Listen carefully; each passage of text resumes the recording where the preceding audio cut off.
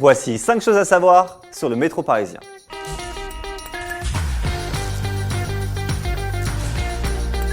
570 mètres et 1 minute 30. C'est la distance moyenne entre deux stations et le temps qu'il te faut pour les parcourir. Bon, si t'es un peu nul en maths comme moi, je te fais un petit calcul très rapide. 10 stations égale 15 minutes. Facile. Et évidemment, il y a des lignes où tu vas te faire plus chier que sur d'autres. La ligne 8, c'est la plus longue, 38 stations. A l'inverse, tu as la 3 bis avec 4 stations seulement. La 3 bis, qui est déjà monté dedans? Personne. Le son du pass Navigo a été inventé par un mec. Oui, à chaque fois que tu valides, quand ça fait ou quand t'as pas payé que ça fait.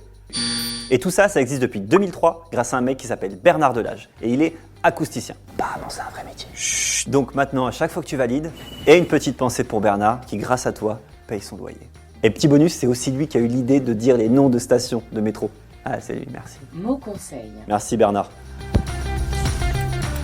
Il y avait une première classe dans le métro jusqu'en 1991. Oui, avant, il y avait les pauvres d'un côté, les riches de l'autre. Quoi, ça existe toujours? Je sais.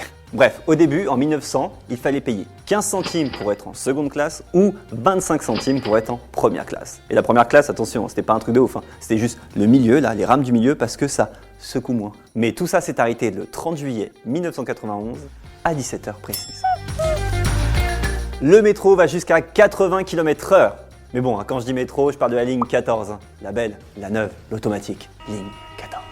Et en moyenne, elle circule à 39 km/h. Parce que si tu pars sur les autres, c'est 21 km/h de moyenne et max 70 km/h. D'ailleurs, juste pour toi, la ligne la plus lente, je les ai toutes testées, c'est la ligne 4. Donc si tu arrives en retard au travail, tu dis pas pardon à ton boss, tu dis hey mec, fais pas yesh, c'est la ligne 4, c'est la plus lente. Ou tu dis pardon. Le lapin qui se coince les doigts dans la porte du métro s'appelle Serge. Celle-là, c'est ma préférée. Créé en 1977 et redessiné en 1986 par un certain Serge Maubry. T'as compris pourquoi il s'appelle Serge? Et ce petit lapin ressemble à un doudou parce qu'au début, c'était destiné aux enfants pour qu'ils évitent de mettre les doigts dans les portes, tu vois, tout simplement. Et ce lapin, il est devenu tellement hype qu'il a même un compte Twitter. Je te le mets ici. Bon, j'aurais aussi pu te dire que la gare la plus fréquentée, c'est la gare du Nord ou que le taux de fraude, il est de 10% dans le métro. Voilà, maintenant vous savez presque tout. C'était un podcast Genside.